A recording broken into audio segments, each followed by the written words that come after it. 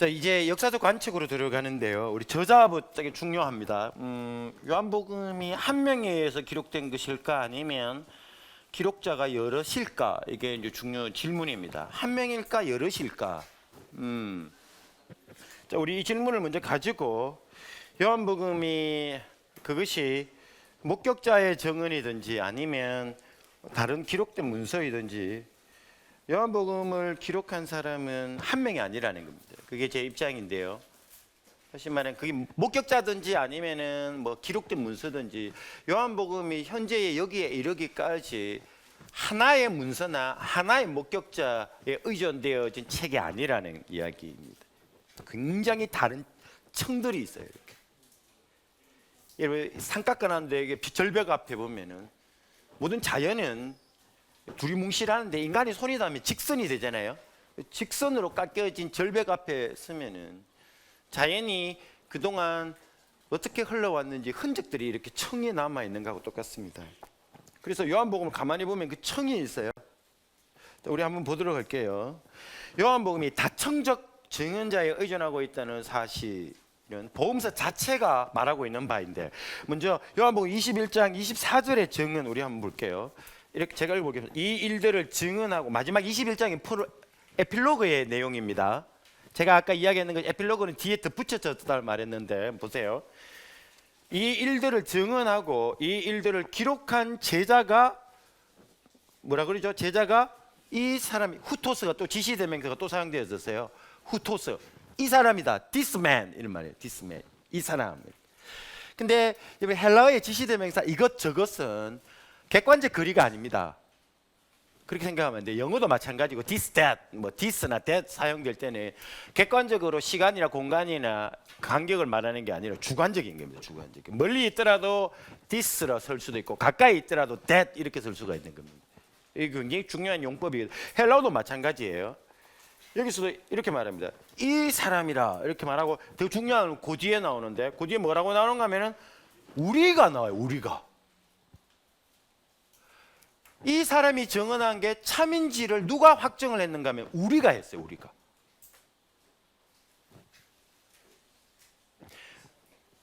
이 사람이라 하고 우리는 이렇게 말합니다. 그러니까 요한복음을 증언한 어떤 주체가 있겠죠. 그 사람을 this man 이렇게 제시합니다. 이렇게 이 사람이 말하는 게 진짜라는 걸 우리가 보장한다 이렇게 말해요. 그래서 여기서 우리는 그의 증언이 참된 줄 아노라. 오이다맨, 이렇게 오이다맨이 1인칭 복수예요. 오이다 같은 경우는 굉장히 독특한 그 보통 직설법인데, 보통 일반적 직설법의 변화 형태를 따르지 않습니다. 이거는. 근데 어쨌든 오이다맨 1인칭 복수예요. 우리가 안다, 오이다 안다 이렇게 말하죠. 그래서 뒤에 보십시다. 24절에 요한복음이 한 제자에 의해서 증언되고 기록됐습니다. 맞습니다. 근데 요한복음에 나오는 예수의 이 일들을 증언하고 기록한 그 제자가 옳다 그르다고 말하는 또 다른 제자가 있어요. 그래, 그건 조금 이따가 제자가 아니라 우리가 있다라는 겁니다. 먼저 여기서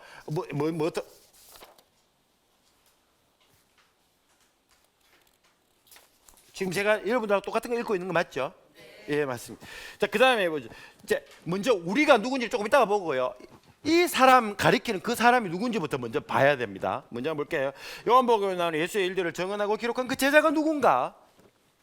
그 배우는 우리인데 배우가 지목하는 후토스, 이 사람은 누굴까요? 24절은 그 제자를 후토스라 가리키는데, 근데 이 사람이 공동본문 코텍스트에 보시면은 여러분 21장을 보시면 20절에 누가 나오는 거면 예수께서 사랑하시는 그 제자 이렇게 말해요. 여러분 한번 볼게요. 봐야 조금 더 나을 텐데. 요한복음 21장을 한번 넘어가 보시겠습니까? 여러분들 성경책에 표시도 해놓으면 나중에 또 볼 때도 참고할 수도 있을 거리라 생각이 듭니다. 그 24절을 보시면은 이 일들 증언하고 이 일들을 기록한 제자가 이 사람이라 나오죠. 그럼 이 사람이 누굴까요? 이 사람이 누구죠? 성은 이시고 이름은 사람. 이시가 누굴까요? 누군가 하면 쭉 이렇게 코텍스트로 나가면 제가 어디까지 가는가 하면은 20절에 한번 볼까요? 20절에 베드로가 돌이켜 예수께서 사랑하시는 그 제자가 따르는 것을 보니니 그는 만찬석에서 예수의 품에 의지하여 주님을 파는 자가 누구오니까 묻던 자. 그 예수님하고 베드로하고 해변을 건너다가 뒤에 누가 따라오는 걸 보고 이 이야기가 이루어지고 있는 거였습니다. 그래서 이 사람은 바로 누구였죠? 베드로하고 예수님이 해변을 거닐고 있는데 뒤에 따라오던 그 사람이었어요. 그 사람이 누군가 하면, 여기에 따르면 누군가 하면 만찬석에서 예수의 품에 의지하여 예수의 배신자의 정체를 제게 알려달라고 묻던 그 사람이었다고 이야기를 합니다. 여기에 따르면 어떻게 되는가 하면 또 마세텐 혼 아가펜 호 예수께서 사랑했었던 그 제자, 이렇게 말합니다. 그 제자예요. 그러면 예수님이 사랑했던 제자가 요한복음의 저자일까요? 24절에서 이어지는 구절은 요한복음의 또 다른 후보자 저자가 또 있는 걸 보여주는데, 아까 우리가 보였죠. 사랑하는 제자의 정언을 검증한 오이다면 안다라는 단어. 진짜인 줄 우리가 오이다, 안다. 우리가 안다, 모른다라는 굉장히 권위적인 말들이거든요. 근데 이 단어가 있어요. 우리가 그의 정언이 참된 줄 안다. 진짜인지 가짜인지 우리가 안다. 굉장히 권위적인 집단입니다. 우리가 등장합니다. 우리가 누굴까요? 이 제자는 사랑하는 제자였고요. 그 제자가 굉장히 큰 요한복음의 덩어리를 다 정언을 했습니다. 근데 마지막 20장, 아까 제가 말했는 거 덧붙여진 거, 그건 누가 기록했는가 하면 우리가 기록을 했어요. 자, 이 우리가 이야기하고 있는 이 집단이 누굴까요? 복수 1인칭은 1장 14절에 나오고 3장 11절에도 나옵니다. 우리 한번 볼까요? 1장 14절. 말씀이 육신이 되어 우리 가운데 거하심에, 이게 나오거든요. 도대체 우리가 누굴까요? 그래서 3장 11절에 또 보시면은 이렇게 말합니다. 진실로 진실로 내게 이르노니 우리는 아는 것을 말하고. 니고데모하고 예수님 대화하다가 갑자기 1인칭에서 복수 1인칭으로 바뀌어버려요. 뭐 또 조직신학적으로 보면 이게 삼일체가 아닌가 뭐 이렇게 말할 수 있지만 제 생각에는 그게 아닙니다. 다른 대상이 있습니다. 우리로 바뀌어버렸어요. 자, 그러면 우리가 누굴까요? 요한 1세도 나오는데 이 대명사는 12사도 그룹을 지시하는 표현이라도 볼 수도 있고, 추측이지만, 혹은 사도들의 그룹, 혹은 목격자 그룹, 혹은 요한의 공동체, 요한복음을 읽는 교회의 장로들을 가리키는 표현으로 볼 수도 있습니다. 이게 학자들의 의견들입니다. 자, 여기서 한 가지 더 고려해야 되는 것은 뭔가 하면, 그 요한복음의 동시대 인물인 파피아스인데요. 파피아스에게 이 책 서문이 지금은 유실되어졌는데, Exposition of the Logia of the Lord라는 책 서문에 나오는 어떤 인물이 나오는데, 예수 전승의 보존자, 전성 지킴이, 예수님의 말, 행동을 기록을 하고 남겨놓는 전성 지킴이가 나와요. 파피아스의 정언에 그게 나오거든요. 제가 직접 읽어봤습니다. 근데 만일에 우리가 이 전성 보존자들, 예수님의 정언을 선별하고 보유하고 다른 사람에게 전달하고 이런 자들이 초기 교회에 있었다라는 사실을 파피아스의 정언을 가지고 받아들인다면, 다시 말하면 예수님이 했던 말이나 행적이 지나게나 아무나 나도 봤다 나도 들었다 해서 전달되어진 게 아니라 예수님의 말들 중에 권위 있는 진짜인지 아닌지를 선별하고 그거를 지키고 전달해주는 전성 지킴이가 있었다라는 게 파피아스의 정언인데, 만일 그 정언을 받아들인다면 우리가 어떻게 이야기할 수 있는가 하면, 우리는 이 요한복음에 나오는 우리는 누군가 하면은 요한의 교회 혹은 초기 교회에 공식적으로 존재했었던 전성 지킴이다, 이렇게 볼 수 있습니다. 사랑하는 제자가 정언했던 그 이야기가 헛소리가 아니라 진짜 맞다 라는 것을 개런티 해주는 전성 지킴이로 추측할 수도 있다, 이런 말입니다. 그래서 요한복음의 진정성을 검증하는 그룹이었을 가능성도 더불어 생각을 해봐야 됩니다. 저는 제가 마지막에 이야기했던 이게 제일 가능성이 있다고 봅니다. 사랑하는 제자의 정언이 옳은지 그른지 누가 검증했는가 하면 아무나 못합니다. 여기서 전성 지킴이 그룹이 있었다라는 거죠. 그게 역사적으로 사실인가? 역사적 사실입니다. 파피아스의 정언에 나옵니다. 그래서 이 추론을 가지고 그렇게 볼 수도 있다라는 거죠. 그런데 이게 끝이 아니에요. 사랑하는 제자 나왔죠. 그 다음에 우리가 나왔죠. 또 한 명이 나옵니다. 자, 한번 볼게요. 25절 마지막 절에서 또 한 명의 제자가 등장하는데, 여러분 21장을 다시 한번 넘어보세요. 여러분들 성경 보는 게 더 효과적인데 21장 25절 제가 한번 읽어볼게요. 예수께서 행하신 일이 이 외에도 많으니 만일 낱낱이 기록된다면 이 세상이라도 이 기록된 책을 두기에 부족한 줄 아노라 돼 있죠. 근데 이 우리나라 말에는 개역개정에는 그냥 아노라 돼 있는데 헬러를 보시면은 1인칭 단수가 나와요. 내가 안다 이렇게 나와요. 오이오마이가 1인칭이거든요. 여기 봤을 때 오이오마이 이렇게 오이마이 나옵니다. 오이마이 1인칭 단수입니다. 이 누구죠? 이 사람은 또 사랑은 제자? 아닙니다. 사랑은 제자 여기 나올 수 없습니다. 누구 뒤에 있는가 하면 우리 뒤에 있어요. 다시 말하면 이 마지막으로 최종적 점검자가 누군가 하면 25절에 나옵니다. 이렇게 되겠죠. 제가 번역대로 하면 이렇게 기록된 책들을 가질 세상 자체를 나는 알지 못한다. 1인칭 단수가 나옵니다. 나는 누굴까요? 그는 우리 아까 말했는 우리의 확정 뒤에 우리가 나는 이게 진짜다 라고 확정했는 우리 뒤에 나온다라는 사실. 보십시오. 앞에 사랑하는 제자, 뒤에 우리, 그 뒤에 나 이렇게 나옵니다. 사랑하는 제자, 우리, 나 이렇게 층이 나누어져 있습니다. 이렇게 봤을 때 도대체 요한복음을 최종적으로 맞다 안 맞다를 검증한 나는 누굴까요? 자, 이렇게 봤을 때 등장하는 사실을, 그러니까 우리 뒤에 나온다는 사실을 할 때 그는 우리를 대표로 하는 공동체, 어떤 공동체가 있는데 그 공동체의 대표는 누군가 하면 우리고, 우리를 누가 대표로 하는가 봤을 때 이 나가 대표로 합니다. 최종 책임자라고 볼 수 있겠죠. 사인을 한 거죠. 아마도 복음서 마지막에 그의 존재를 밝히고 있는 것은 요한복음이 기록된 공동체 지도자로서 복음서 기록에 총책임을 맡고 있었던 인물이었던 것으로 추측할 수가 있습니다. 물론 그가 복음서 전체를 기록했다고 볼 수도 있겠죠. 저는 그럴 가능성이 낮다고 봅니다. 하지만 더 타당한 것은 그의 작업이 아마도 마지막 24, 25절 혹은 21장, 그리고 아까 이야기했던 프롤로그 1장 1절에서 18절 이렇게 볼 가능성이 굉장히 많습니다. 우리가 했을 수도 있고 아니면 나가 했을 수도 있습니다. 그래서 위에서 살펴본 것 같은 증거를 근거로 볼 때 켈퍼 알란 컬페퍼는 요한복음의 제작 단계를 총 몇 단계로 나누는가 하면은 5단계로 나누는데 한번 보십시다. 1단계 목격자인 예수님의 사랑하는 제자로부터 예수의 말, 사역에 관한 자료들이 나온 단계입니다. 요한복음의 이 큰 덩어리들 있죠. 전체는 사랑하는 제자의 증언을 바탕으로 하고 있습니다. 이 자료들은 그 제자, 그러니까 사랑하는 제자가 직접 증언한 것일 수도 있고 혹은 이 사람이 모았던 것일 수도 있어요. 자기가 목격자 찾아가지고 모았던 자료일 수도 있고, 아니면 자기가 들었던 것을 직접 증언했을 수도 있고 모았던 자료일 수도 있고 구술적인 이야기일 수도 있고, 그건 우리가 모릅니다. 그러나 이 사랑하는 제자가 최종이 아니라 그 전체의 큰 덩어리의 책임자라는 것이겠죠.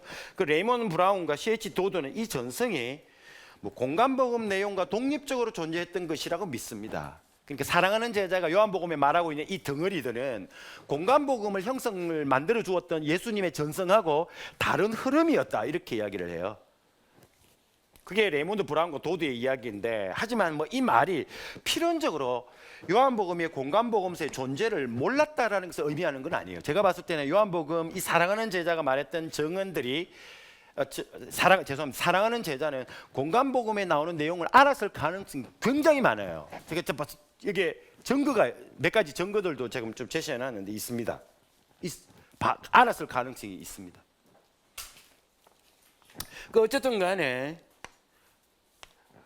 자신의 복음서를 기록하기 위해 이 사랑하는 제자는 공간복음서에 나오는 예수님의 이야기들 다이렉트 카피, 직접적으로 인용하지는 않았다는 말은 될 수가 있습니다. 그거를 사용을 해서 뭔가 자기 이야기를 만들어 나간다는 거겠죠. 자, 이게 첫 번째. 다시 말하면 요한복음 전체는 사랑하는 제자의 증언을 토대로 하고 있다. 그다음 두 번째 단계, 사랑하는 제자의 증언을 근거로 그와 우리가 속해 있었던 공동체에서 수십 년 동안 구전으로 이야기가 선포되어졌어요. 교회나 아니면 큰 집단, 한 교회라고 말할 필요는 없고요. 큰 지역의 기독교인들이라고 말할 수도 있습니다. 어쨌든 간에 그 그룹에 계속 수십 년 동안 사랑하는 제자가 말하고 듣고 이게 회람되었던 시기라고 말합니다. 계속 이게 회람되었어요. 메모리에서 메모리로. 기록이 아니라요. 시야에서 시야가 아니라 메모리에서 메모리로, 사운드로 그렇게 된 겁니다. 그게 예수님의 이야기가 아직 기록이 안 됐고요. 사랑하는 제자가 말로, 구술로, 그리고 청각으로, 구술 청각적 커뮤니케이션이 이루어진 거죠. 그러면은 예수님의 전성은 어디에 기록이 되어졌을까요? 메모리 안에 기록되어진 겁니다. 수십 년 동안 요한복음은 이 사람들의 메모리 안에 살아 있었던 겁니다. 리빙 메모리라 그러죠. 디바 복스라 그래요. 리빙 메모리입니다. 리빙 메모리. 메모리 안에 남아있고 메모리는 쇠퇴하는데 시간이 지나도 남아있었다라는 말은 메모리 안에 저장되어진 정보가 살리는 힘이 있다는 증거죠. 쓸데없으면 사라져버립니다. 시간과 함께. 그런데 시간이 지났는데도 남았다라는 말은 그 메모리가 메모리 안에 있는 정보가 메모리를 가지고 있는 사람을 이끌어가 공동체를 이끌어갔다는 증거일 수도 있겠죠. 그래서 시간을 버텨냈다라는 말은 그만큼 생명력이 있다라는 이야기겠죠. 왜냐하면 메모리 안에 있는 것들은 시간이 지나면 필요 없는 것은 다 잊어버리는데 남아 있었다라는 것은 생명력이 있다는 증거죠. 자, 어쨌든 간에 이게 구전으로 가르치는 자료고요. 가르침의 자료로 사용된 시기입니다. 세 번째 3단계는 현재 요한복음, 다시 말해 표적, 그리고 아까 이야기했던 그거 순환의 덩어리 있잖아요. 다마로 구조되어진 기본 형태로 기록되어진 단계. 어느 시기에 이게 기록을 필요로 했던 시기가 도래한 거죠. 무슨 이유인지 모르겠지만 수십 년 동안은 오랄로 전달되어지다가 그 다음에 어떻게 됐는가 하면 기록이 되었어요. 메모리에서 코덱스로 들어가 버렸습니다. 커뮤니케이션 매체가 바뀌어버린 시기죠. 기억 속에 있다가 코덱스, 두루마리 혹은 코덱스로 예수님의 전성이 옮겨진 겁니다. 매체가 바뀌는 거죠. 굉장히 중요한 이 전환이죠. 그 다음에 4단계는 마지막 공동체 구성자 무엇입니다. 우리에 의해서 복음서가 재구조화되어진 단계, 21장이 덧붙여진 시기, 혹은 20장 30절 31절이 기록되어진 시기. 사랑하는 제자가 20장 30절 31절 이것을 기록하면 그것을 기록했을 가능성 굉장히 낮습니다. 아까 이야기한 우리가 아니면은 이 사람이 수십 년 동안 사랑하는 제자가 정언했던 그거를 이제는 기록으로 남기면서 마지막에 그 이야기를 했을 가능성도 있습니다. 1장 1절부터 18절 21장 붙이고 그 다음에 20장 30, 31장에 요한복음 전체의 목적을 이렇게 기록을 했다고 볼 수 있겠죠. 그만큼 권위가 있었던 거죠. 공동체가 인정을 했는 것이기도 하고요. 사도들의 권위를 가졌다고도 볼 수도 있겠죠. 그 다음에 이제 5단계인데 마지막 최종 구성자에 의해서 요한복음이 완성된 단계, 이 최종 구성자의 존재는 21장 5절 아까 제가 봤는 것처럼 오이마이 말은 내가 생각한다에 추론되어질 수 있습니다. 이렇게 될 수 있습니다. 이렇게 5단계.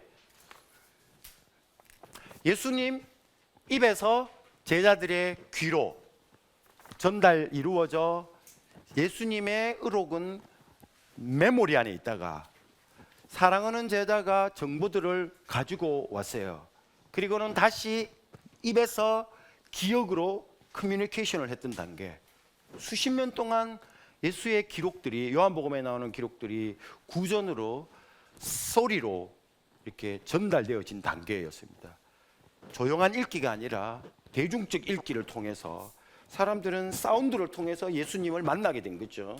요즘이야 시각을 통해서 읽지만 요한복음의 초기 덩어리는 사운드를 통해서 들었던 겁니다. 예수님을 들어서 만난 거죠. 보면서 만난 게 아니고요. 그러다가 이제는 기록되어진 시기는 우리가 등장한 시기. 그 다음에 마지막 최종적으로는 나가 등장한 시기. 이렇게 볼 수가 있겠죠.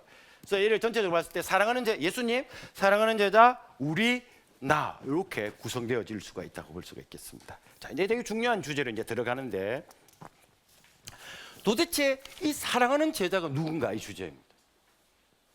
왜냐하면 요한복음 전체의 덩어리를 형성시 베이스였거든요. 이 사랑하는 제자가 누굴까? 이게 먼저 각주 4번 볼까요? 각주 4번 한번 보시겠습니다. 사랑하는 제자가 누군가? 전통적으로 제가 이 각주에 넣은 이유가 있습니다. 그 마지막에 보면 나오는데 전통적으로 이 제자를 사도 요한과 동일 인물로 이해를 했어요. 보통 우리 교회사에서 그렇게 이해를 하거든요.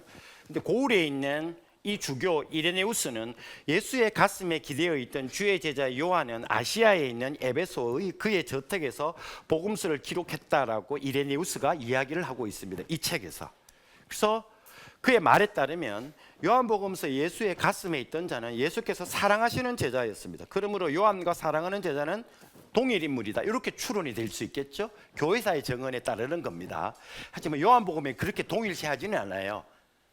어쨌든 간에 이레네우스는 그렇게 정언을 합니다. 하지만 자 보십시다. 14장 50절에 따르면 마가복음입니다. 모든 제자들은 겟세마네 동산에서 도망갔습니다. 하지만 요한복음에 따르면 예수님의 사랑하는 제자는 십자가 아래에까지 있었어요. 그럼 이거 어떻게 되죠? 다 도망갔는데 요한은 도망갔다가 돌아왔던가요? 이것도 우리가 생각을 해봐야 되겠죠. 그러면 사랑하는 제자는 제자가 아닌 것일까요? 이렇게 공간복음에는 다 제자가 다 도망갔다고 말했으니까. 자, 어쨌든 간에 그 다음에 또 중요한 것은 요한복음에 따르면 그 제자는 대제사장과 친분이 있었죠. 그렇죠? 베드로가 대제사장에 예수님이 재판받는 대제사장 집에 못 들어가니까 사랑하는 제자가 대제사장과 서로 아는 사이여서 이 사람 좀 들어가게 해달라고 말했다. 왜냐하면 사랑하는 제자는 대제사장과 아는 사이라 이렇게 말합니다.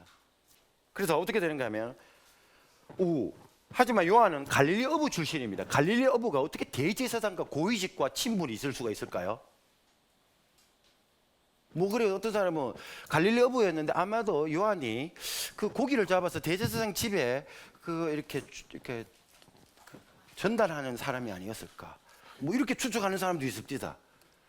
고기를 이렇게 대제사장 집에 그러다 보니까 아는 사이가 됐다. 거래자 이렇게 그렇게 이야기하는 사람도 있습니다. 뭐 어쨌든 간에 뭐 추론하 뭐 그렇게 할 수도 있겠죠.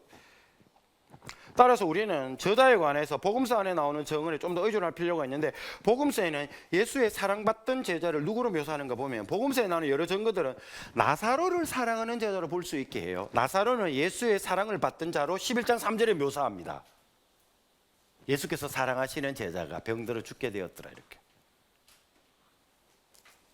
그리고 나사로는 11장 이후에 등장합니다. 베다니 사람이거든요. 대제사장과 친분이 있었다라는 그것도 가능하겠죠. 왜냐하면 같은 유대 지역 근처에 살았으니까. 우와 나사로겠다 이렇게 생각할 수도 있습니다. 그래서 사랑하는 제자는 요한복음 13장에서부터 등장을 해요. 나사로는 11장에 등장하고 우와 점점점 그때 근접했다고 볼 수도 있겠죠. 나사로는 예루살렘 근교 베다니에 살고 있는 유대인이었기에 대제사장을 알 수 있었다 볼 수 있겠죠. 예수님의 무덤에 놓인 수금과 세마포에 대한 상세한 묘사는 이미 자기가 장례 옷을 한번 입어본 사람만 알 수 있는 거다 뭐 이런 거. 한번 겪어봤기 때문에. 그래서 베드로는 들어가는데 사랑하는 제자는 안 들어가죠. 한번 트라우마를 겪었으니까 무덤에 안 들어가고 싶었다 이렇게 말할 수도 있고. 조금 약간 오버한 겁니다 이거는. 자, 그 다음에 다른 제자들은 그 제자는 죽지 않을 것이라 믿었던 것 같죠, 그렇죠? 21장에 보시면 왜 이런 추론이 나왔을까? 왜냐하면 나사로는 죽었다가 되살아났으니까 또 죽을까 설마. 그러다 보니까 굉장히 추론이 가능하다 이렇게 볼 수도 있습니다. 만일 그 제자가 나사로라면 그들의 믿음의 기운이 또 뚜렷합니다. 그는 죽었다가 살아났기 때문이겠죠. 하지만 문제는 이제 중요한 겁니다. 왜 제가 이걸 각주에 넣는가 하면 왜 직접적으로 요한복음은 나사로와 사랑하는 제자를 동일시하지 않는가 하는 문제입니다. 그래서 따라서 저자의 관심에 따라 우리는 저자의 이름보다 사랑하는 제자를 예수님과의 관계성 속에서 놓아야고 이해를 해야 됩니다. 이게 이제 제가 그 다음 단계로 넘어갑니다. 그래서 이 사람이 이름이 누군가를 파악하려는 시도는 요한복음의 저자의 의도와는 어긋난 겁니다. 요한복음의 저자는 그럼 혹은 우리라든지 아니면 최종적인 나이든지 간에 어쨌든 간에 요한복음을 정언한 진실된 정언한 그 사람이 이름이 누군지를 말해주는 데 관심이 없어요. 이름이 누구니까 그 사람의 말이 진짜다 nope. 이거는 요한복음의 서술 방식이 아니에요. 이름 보고 따르고 믿고 그러진 않아요. 그러면 어떻게? 증언하는 사람이 누군지를 서술하는 방식이 요한복음에 나오고 있어요. 그 방식이 뭔가 하면 사랑하는 제자였습니다. 자, 여기에 이제 우리가 집중을 해야 되는데, 자, 한번 볼게요. 이제 제가 요 강의한 제가 정리했는 거라서 한번 눈으로 따라하면서 읽어볼게요. 요한복음의 대부분이 사랑하는 제자의 증언에 의존해. 요거 우리 보고 그다음 좀 쉴게요. 요한복음의 대부분이 사랑하는 제자의 증언에 의존하고 있다는 것은 분명합니다. 그는 요한복음의 기록과 전성에 책임 있는 인물입니다. 그가 누굴까요? 왜 요한복음의 주된 증언자는 이름보다 관계로 언급되고 있는 것일까요? 요한복음은 사복음서 중 가장 늦게 기록됩니다. 기록 연대는 90에서 100년 사이입니다. 주후 90, 100년도는 예수님 당시에 살았던 사람들 대부분 죽고 다음 세대, 2세대가 살았던 시대입니다. 2세대 그리스도인들의 대부분은 예수를 보지 못한 자들입니다. 그런데도 그들은 예수를 주로 믿고 따랐습니다. 보지 못했는데 믿었어요. 놀라운 거죠. 안 봤는데 믿고 따라요. 그게 2세대의 믿음이었습니다. 시간과 시각을 무시하지는 않지만 그것들을 초월하는 신앙이 탄생된 겁니다. 동시대인만, 본 사람만 믿을 뿐이 아니라 시간이 벌어지고 보지 못했던 자도 믿는 시대가 도래하게 된 거죠. 이 신비로운 믿음 뒤에 누가 있었는가 하면 요한복음이 있습니다. 20장 30, 31절은 내복음서 기록의 목적을 우리가 아까 읽었던 것처럼 그렇게 기록을 합니다. 그래서 요한복음에는 예수를 믿어서 생명을 얻게 하는 산파의 힘이 있습니다. 보지도 못한 예수님을 믿어 생명을 얻게 하기 때문이죠. 이 굉장히 보지 못했는데 믿어서 생명을 얻어요. 그 중간 매체가 뭔가 하면 요한복음입니다. 그래서 요한복음은 산파의 힘이 있는 겁니다. 시간이 지나 실제로 예수를 만난 이들이 사라지면서 새로운 신앙이 요구됐습니다. 육신의 눈으로 보지는 못하지만 여전히 예수를 나의 주 나의 하나님으로 고백하는 신앙이 필요한 시대가 된 겁니다. 안 봐도 믿는 시대가 도래하게 된 거죠. 그때 요한복음이 탄생된 겁니다. 육신의 눈을 무시하지 않으면서도 그것에만 의존하지 않는 믿음, 그것이 요한복음을 통해 2세대 그리스도인들이 가진 믿음이었습니다. 그런 종류의 믿음의 중요성은 요한복음에서 예수님이 직접 말한 바인데요. 예수께서 부활의 몸으로 제자들에게 나타났습니다. 도마는 그때 그곳에 없었습니다. 부활한 예수를 본 제자들이 도마에게 우리가 주를 보았다라고 말합니다. 도마는 이렇게 말합니다.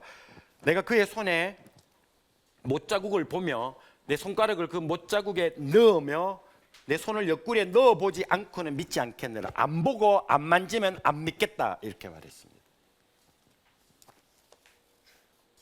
눈으로 보지 못했기 때문에 믿음이 불가능하다는 겁니다. 안 보이면 믿음은 탄생될 수 없다. 이게 도마의 믿음이었습니다. 1세대의 믿음이었습니다. 그날부터 8일 지난 후에, 요한복음에서 8일도 굉장히 중요하거든요. 7일이 완성이지만 8일은 완전히 새로운 세상이죠. 8일이 지난 후 예수님은 도마에게 나타나 말씀합니다. 내 손가락을 이리 내밀어 내 손을 보고 내 손을 내밀어 내 옆구리를 넣어보라. 그리하여 믿음 없는 자가 되지 말고 믿는 자가 되라. 그제야 도마는 상처난 예수를 보며 나의 주 나의 하나님이라 고백합니다. 도마의 고백이 놀라운 이유가 여기에 있습니다. 그가 예수님을 나의 주 나의 하나님이라 고백했기 때문도 맞지만 중요한 것은 도마는 몸에 상처를 지닌 하나님을 나의 하나님이라 고백하고 있다는 겁니다. 구약을 통해 계시된 하나님은 창조주시고 모든 만물을 다스리고 계시는 온전한 하나님인데, 예수를 통해 계시된 하나님은 인간을 온전하게 하고자 상처를 입은 하나님이었어요. 도마는 처음으로 상처받은 하나님을 고백하고 있습니다. 아무도 하나님이 상처를 가지고 있다라고 생각할 수 없었던 때에 도마는 그걸 고백을 하고 있는 거죠. 그렇게 고백하는 도마에게 예수님은 한 발 더 나갑니다. 너 나를 본 거로 믿느냐? 이제 여기서 이야기하죠. 보지 못하고 믿는 자들은 복되도다. 도마의 신앙이 계속 이어지되 상처 입은 하나님을 나의 하나님으로 고백하게 만들되 예수를 통해서 하나님이 상처 입은 하나님이라는 걸 믿게 만들되 도마의 방식을 뛰어넘는 방식으로 고백될 때를 예수님은 예상한 겁니다. 마지막 말씀인 보지 못하고 믿는 자는 복되다라는 말은 바로 2세대 기독교인들을 향한 말씀이기 때문입니다. 도마와는 달리 그들은 보려야 볼 수 없었습니다. 그런데도 그들은 상처난 예수님을 여전히 나의 주 나의 하나님이라 고백할 수 있었고 그 배후에는 바로 요한복음의 정언이 있었던 겁니다. 요한복음에 나오는 예수의 정언의 독특성이 뭘까요? 그러면 어떻게 독특하길래 보지 못하고도 믿게 만들까요? 요한복음의 저자는 비록 요한으로 알려져 있지만 그거는 제가 이미 언급한 것처럼 교회사에서 내려오는 전성이고 본문은 저자의 이름을 요한이라 밝힌 적 없습니다. 요한복음이 저자를 밝히는 방식은 저자의 이름을 기대한 우리의 예상을 뛰어넘습니다. 앞서 본 것처럼 21, 24에 따르면 요한복음의 저자는 이 사람입니다. 선행복문에서는 우리가 아까 본 것처럼 사랑하는 그 제자였습니다. 요한복음의 저자는 예수께서 사랑하시는 그 제자였습니다. 저자가 누군지는 이름이 아니라 관계로 밝혀지고 있습니다. 예수님의 이야기를 전하는 사람은 사랑하는 제자입니다. 요한복음은 그 제자의 증언을 바탕으로 기록된 겁니다. 그러면 누구의 증언이 보이지 않는 예수님을 믿게 하는 힘이 있을까요? 상처난 예수님을 나의 주 나의 하나님으로 고백하게 하는 증언은 누구 입에서 나와야 되는가요? 요한복음이 답입니다. 사랑하는 사람의 입에서 나온 증언이어야 된다는 거죠. 요한복음은 말합니다. 보이지도 않는 예수님을 믿게 하고 한 사람을 죽음에서 생명으로 옮기게 하는 증언은 산파의 힘이 있는 증언은 사랑하는 예수님의 사랑을 받은 가슴에서 나오는 것이어야 한다는 겁니다. 그 증언이 상처난 예수님을 나의 주 나의 하나님이라 고백하게 합니다. 요한복음의 저자는 그가 예수님과 어떤 관계였는지만 아니라 이제 더 중요한 것은 사랑하는 제자의 삶의 자리를 이야기합니다. 자리. 사랑하는 제자가 어떤 자리에 있었어요? 아까 우리가 본 것처럼 21장 20절에 보면 베드로가 돌이켜 예수께서 사랑하시는 그 제자가 따르는 것을 보니 그는 만찬석에서 예수의 품에 의지하여 주님을 파는 자가 누구 오니까 묻던 자들아. 예수님이 사랑하시는 제자는 만찬석에서 예수의 품에 의지하고 있었던 자였습니다. 그의 자리는 예수님의 품이었습니다. 그럼 누구 정언이 살아있는 정언일까요? 누구 정언이 상처받은 예수를 하나님이라 고백하게 만드는 힘이 있을까요? 어떤 말은 마치 허공에 떠다니는 먼지처럼 사라져 버리는데 다른 정언은 민들레 홀씨입니다. 그 차이는 정언자가 예수님과의 관계에서 차지하는 자리의 차이입니다. 보이지 않던 예수님을 믿게 하는 자는 그 사람이 머무는 자리에서 나옵니다. 그 자리는 예수님의 품입니다. 자리가 그러하니 예수님의 마음에 있던 속뜻도 알 수 있었을 겁니다. 어쩌면 도마 역시도 후에 예수님을 믿게 된 것은 그의 손이 예수님의 품 옆구리에 닿았기 때문이 아닐지 우리 추론해 볼 수가 있습니다. 예수의 품에 기대어 있던 자의 사랑하는 제자의 증언이 살리는 역할을 했던 것처럼 예수의 품에 손이 닿자 도마도 예수님을 나의 주 하나님이라고 고백하게 된 거죠. 부활 후 고기잡이하러 떠난 제자들에게 예수님이 찾아오십니다. 21장 우리 혹은 나가 덧붙인 정언인데요. 새벽에 예수님이 오셨습니다. 새벽 공기를 맞으며 해변에 오신 예수께서 큰 소리로 제자들에게 외치십니다. 고기 많이 잡았냐? 그 소리가 주님의 소리라는 것을 깨달은 사람은 딱 한 명밖에 없습니다. 보십시오. 다 모릅니다. 근데 딱 한 명만 깨달아요. 예수께서 사랑하시는 그 제자가 베드로에게 이르되 주님이라. 그는 예수께서 사랑하시는 제자였습니다. 사랑하면 멀리서도 소리가 들린다라는 것이죠. 예수님의 품에 머문 사람은 예수의 소리를 듣는다라는 게 요한복음의 정언입니다. 그리고 그의 정언을 듣는 사람 역시 그 정언을 예수님의 소리처럼 듣습니다. 사랑하는 제자의 정언을 듣는 사람 역시 그 정언을 예수님의 소리처럼 들어요. 사랑하는 제자가 그 소리를 듣고 주님이시라 하자 베드로가 어떻게 하죠? 벗고 있던 옷을 벗고 어디로 가죠? 예수님께로 뛰어갑니다. 정언이 살리는 힘이 있는 거죠. 예수께로 인도하는 힘이 있다는 것을 21장이 보여주고 있습니다. 사랑하는 제자가 주님이라 말하자 듣지 못했던 베드로가 듣고 예수께로 가는 겁니다. 그 다음부터 관계가 회복되어지는 겁니다. 관계 회복 이면에는 사랑하는 제자의 깨달음이 있었던 거죠. 소리 들음이 있었던 겁니다. 멀리서. 왜냐하면 예수의 가슴에 머물렀던 전력이 있었기 때문이었습니다. 그래서 사랑하는 제자의 정언은 다른 사람을 예수님께로 인도하는 정언입니다. 사실 보이지 않던 분을 믿도록 한 것은 사랑하는 제자만이 아닌데 이제 중요한 이야기가 나옵니다. 1장 18절 우리 한번 넘어가 볼까요? 여러분 성경책 한번 펴보세요. 1장 18절 잠 깨는 의미에서 다 같이 한번 읽어보십시다.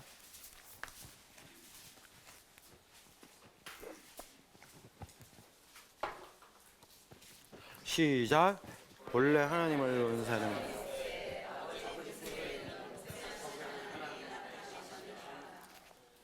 품에 있었던 사람은 사랑하는 제자가 첫 번째 사람은 아닙니다. 예수님이 역시 보이지 않던 하나님을 보이게 하신 분입니다. Invisible God을 Visualization을 한 거죠. 예수님 덕분에 사람들은 보이지 않던 하나님이 어떤 분인지 보고 알고 믿게 되었어요. 예수님 덕분에 사람들은 하나님이 어디에 있는지를 알게 됐고요. 예수님은 말씀을 로고스를 사륵스로 만드는 분입니다. 예수 이후에 이제 하나님의 말씀은 읽기만 하는 게 아니라 만나야 될 대상으로 바뀌어버린 거죠. 왜냐하면 로고스가 사륵스가 됐기 때문에 그렇습니다. 하나님의 말씀의 신체어를 가져오신 분이죠. 예수님은 하나님의 말씀을 신체로 보여주신 분입니다. 예수의 신체적 활동 모두가 로고스입니다. 예수를 통해서 하나님의 말씀을 들으려면 예수를 만나고 만져야 되고 따라가야 돼요. 왜냐하면 예수의 사륵스가 로고스이니까요. 그래서 예수님이 하나님을 보여준 방식은 그의 소마, 보디, 몸입니다. 말씀이 육신이 우리 가운데 거했기 때문에 우리가 그 영광을 보니 아까 독사 나왔죠. 도대체 하나님을 보여주신 예수의 자리는 어딜까? 이게 초반부터 제시되어지고 있는 겁니다. 아버지의 독생자의 영광이요 은혜와 진리가 충만하더라. 우리 가운데 그하신 예수님의 몸과 신체적 활동은 보이지 않던 하나님을 보여주신 계시 그 자체였습니다. 근데 잊지 말아야 할 것이 있습니다. 예수님이 우리 가운데 머물기 전에 머물렀던 곳이 있었던 겁니다. 그 자리는 바로 하나님의 품이었습니다. 하나님의 품에 있던 자가 하나님을 보여줄 수 있고 예수의 품에 있던 자가 보이지 않던 예수님을 보여줍니다. 왜 그럴까요? 그 품에서 듣는 소리가 있기 때문입니다. 요한복음 전체에서 예수님이 하나님의 품에서 들었던 소리가 뭔지를 말해줍니다. 이게 요한복음 전체 중요한 주제 중에 또 하나이거든요. 요한복음 15장 9절에 보면 예수님이 아버지 품에서 들었던 소리가 무엇이고 또 우리가 예수의 품에서 들어야 할 소리가 무엇인지 그리고 그 품에 있었기 때문에 그 사람이 어떤 사람으로 바뀌었는지를 말해주는 소리가 있어요. 이게 뭘까요? 사랑입니다. 그 품의 기대자, 사랑하는 제자가 된 거죠. 아버지께서 나를 사랑하신 것 같이 나도 너희를 사랑하였으니 나의 사랑 안에 거하라. 이렇게 안에 거하라. 안에 N입니다. N 아가페.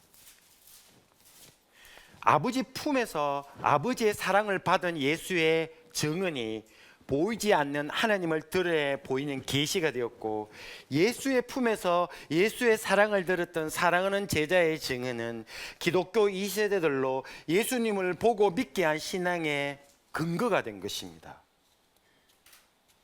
사랑하는 제자의 원형은 예수님이었어요. 예수님은 그를 따르는 모든 자를 사랑하는 제자, 주님의 자리에 머무는 자가 되게 하십니다. 이 일은 요한복음의 첫 제자 탄생 이야기 1장 35, 42절에 나오거든요. 이것도 우리가 한 3주 뒤에 우리 하게 될 이야기인데요. 제자 탄생 이야기에는 두 주제가 뚜렷합니다. 앞으로 걸어가시던 예수께서 그를 따르는 두 사람을 보십니다. 그리고는 돌아서시면서 물으십니다. 38절에 무엇을 구하느냐? 요한복음에서 예수님의 첫 육성입니다. 요한복음에 따르면 말씀이 육신이 된 하나님께서 하신 첫 번째 말은 답이 아니라 질문입니다. 무엇을 구하느냐? 예수님은 답을 주시러 오신 게 아니라 질문하러 오신 거죠.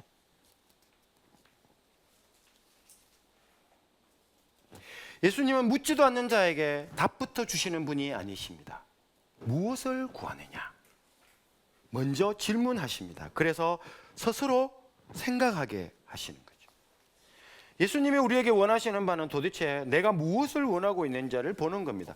세례 요한의 제자였던 두 사람이 예수를 따르게 된 것은 세례 요한이 보라! 하나님의 어린 양이로다 하는 말을 듣고 나서였습니다. 하나님의 어린 양을 보라는 말을 듣고 그를 쫓아온 두 사람에게 예수님은 무엇을 구하고 있는지 돌이켜보라 라고 말합니다. 과연 우리가 무엇을 구하며 예수를 쫓고 있는 것일까? 질문을 한 거죠. 대화는 계속됩니다. 무엇을 구하느냐라고 물음을 받은 제자들은 예수께 주님 어디 계십니까? 라고 질문합니다.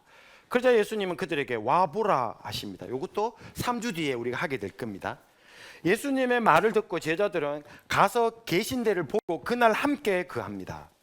이 짧은 이야기가 말하는 바가 있습니다. 예수께서 사람을 오라 부르시는 이유는 그와 함께 머무르기 위해서입니다. 사랑하는 제자만 아니라 모든 이들이 예수와 함께 예수님이 계신 곳에 혹은 그의 품에 머물도록 하기 위함이다. 모든 제자들을 사랑하는 제자로 탄생시키기 위해 예수님이 오신 거죠. 그 첫 작품이 요한복음에 정언을 한 사랑하는 제자였습니다. 이 세대들로 모두 다 사랑하는 제자로 초대하기 위해서 요한복음이 기록된 겁니다.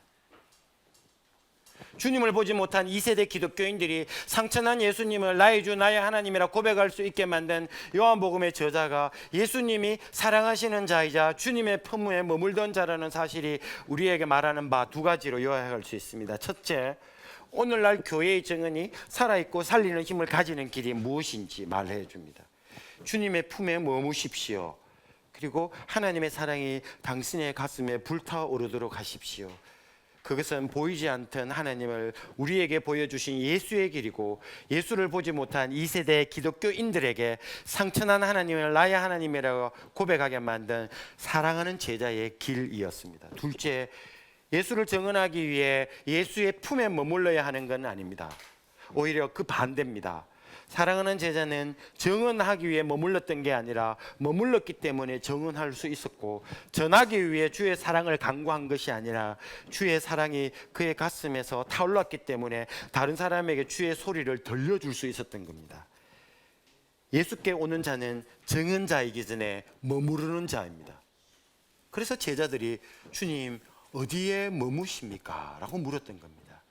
제자는 예수와 함께 머무르는 자들입니다. 소리를 내어 정언하기 이전에 예수의 소리를 듣는 자입니다. 주님께 가는 이들을 향해 주님은 무엇을 구하고 있는가라고 물으신 후 함께 머물자 하십니다. 그 초대에 응할 때 교회가 예수의 소리를 들을 수 있고, 교회가 예수의 소리를 들을 때 세상이 교회를 통해 예수님의 소리를 들을 수 있을 것입니다. 자, 그 다음에 이제 기록연대로 이제 넘어가도록 할게요. 좀 쉬었다가 우리 할게요. 한 10분 쉬었다가 하겠습니다.